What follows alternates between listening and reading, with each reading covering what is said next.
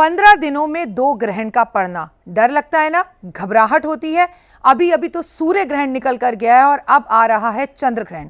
चंद्रमा मन का कारक, होली पर अब रहेगा ग्रहण का साया। डर लग रहा है, क्या होगा क्या नहीं होगा, क्या यह ग्रहण भारत में दिखेगा, क्या राजनीति पर इसका असर पड़ेगा, क्या आपके जीवन पर इसका असर पड़ेगा, और क्या आप गर्भवती हैं तो इस ग्रहण के नियम आप पर लागू होंगे। आपके सभी सवालों का जवाब देने जा रही हूं मैं अपने इस कार्यक्रम में। जी, कैसे हैं आप? पहले तो बिल्कुल ग्रहण से डरिए मत। ग्रहण एक खूबसूरत सा अवसर है, लेकिन इसे अपने हाथ से जाने भी मत दीजिए, क्योंकि 2026 का पहला चंद्र ग्रहण है। चंद्र ग्रहण जो है ना, वो इस बार इतना खूबसूरत नज़ारा होने वाला है कि आपको चंद्रमा बिल्कुल लाल नजर आएगा। बिल्कुल ऐसा लगेगा जैसे ब्लड मून हो। ये चंद्र ग्रहण सिंह राशि में लगने जा रहा है और नक्षत्र है पूर्वा फागुनी नक्षत्र। होली का दहन जो है वो 2 मार्च का किया जाएगा और होली का दहन पर किसी भी तरह का कोई भी ग्रहण का साया नहीं होगा, क्योंकि इस बार ग्रहण जो है वो 3 मार्च को शुरू हो रहा है।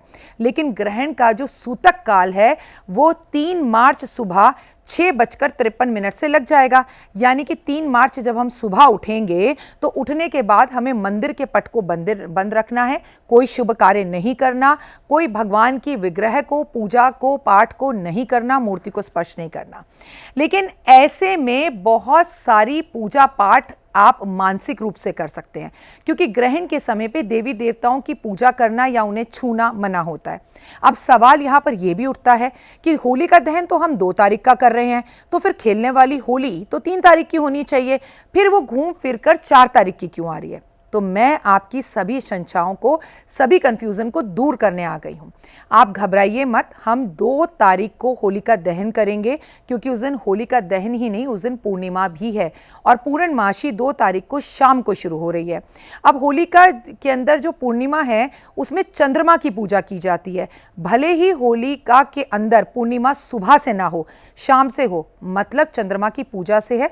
प्रदोष काल में हमें पूर्णिमा मिल रही है, तो हम अगर पूर्णिमा का व्रत रखेंगे तो वो हम 2 तारीख का रखेंगे और 2 तारीख को ही हम होली का दहन करेंगे। लेकिन 3 तारीख को सुबह जब हम उठेंगे तब हमें सूतक काल मिल जाएगा ग्रहण का, इसलिए हम होली नहीं खेल सकते 3 तारीख को। हम होली खेलेंगे 4 तारीख को, क्योंकि हमें सूतक से बचना है। लेकिन ग्रहण से पहले स्नान किया जाता है, ग्रहण के बीच में स्नान किया जाता है, ग्रहण खत्म होने के बाद स्नान किया जाता है। आपको मालूम है, ग्रहण के बीच में स्नान गंगा यमुना में जाकर अगर किया जाए तो बहुत ही अति उत्तम फल देता है। कहते हैं आपके 100 वर्ष के भी पाप आपसे हो गए हों तो वो भी जाने अनजाने में किए गए पाप खत्म हो जाते हैं।